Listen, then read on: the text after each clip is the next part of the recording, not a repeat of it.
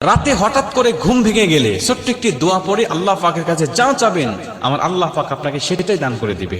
হঠাৎ রাত্রি বেলায় কিন্তু আমাদের অনেকের ঘুম ভেঙে যায়। যদি ঘুমটা ভেঙে যায় আপনি আবার পুনরায় ওই অবস্থায় ঘুমাতে যাবেন না। আপনি শোয়া অবস্থায় আপনার ওযু থাক অথবা না থাক কোনো সমস্যা নেই, আপনি ওই মুহূর্তে ছোট্ট একটি দোয়া পড়ে আল্লাহ পাকের কাছে দোয়া করতে পারেন।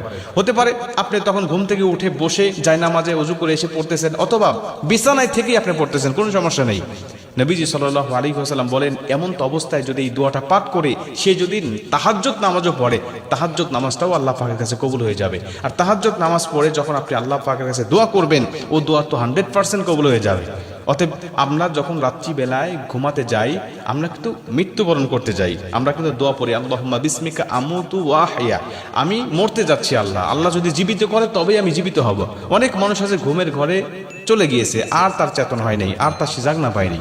অতএব আপনি যখন ঘুমাতে গিয়েছেন, আপনি যখন মধ্যরাতে যখন চেতন পেয়েছেন, আপনি জাগনা পেয়েছেন, ওই সময় মানে আল্লাহ আপনাকে দয়া করে আবার পুনরায় হাতটা দিয়ে দিল, আপনাকে আবার জাগ্রত করে দিল। আপনি ওই সময় আল্লাহ পাকের কাছে এই দোয়াটা করবেন। নবীজি আমাদেরকে শিখিয়েছেন, তুমি বলো লা ইলাহা ইল্লাল্লাহু ওয়াহদাহু লা শারীকা লাহু লাহুল মুলক ওয়া লাহুল হামদ ওয়া হুয়া আলা কুল্লি শাইইন কাদির সুবহানাল্লাহি ওয়াল হামদুলিল্লাহি ওয়া লা ইলাহা ইল্লাল্লাহু আল্লাহু আকবার লা হাওলা ওয়া লা কুওয়াতা ইল্লা বিল্লাহ। আপনি এই দোয়াটা পাঠ করে আল্লাহ পাকের কাছে আপনি নিজের ভাষায় দোয়া করেন। আপনার কি দরকার আপনি সব বিষয়গুলো আল্লাহকে খুলে বলেন। আপনার জীবনটা সুখময় নয়, শান্তিময় নয়, আপনি বলেন আল্লাহ আমার জীবনটা দুর্বিষহ অন্ধকার নেমে এসেছে, আমার জীবনে অনেক অসুবিধাগুলো আমি দেখতে পাচ্ছি, কি কি সমস্যা আছে সব আপনি খুলে বলেন।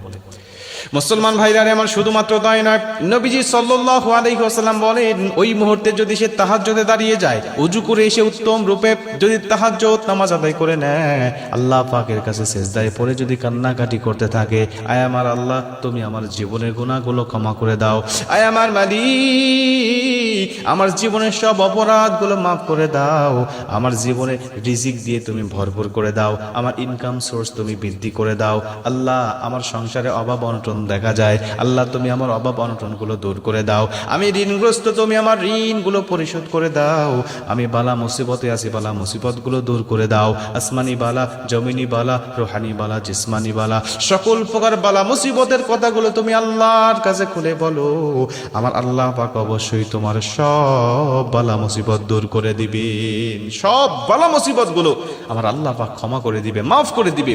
অতএব তুমি বিষয়গুলো আল্লাহ পাকের কাছে খুলে বলো।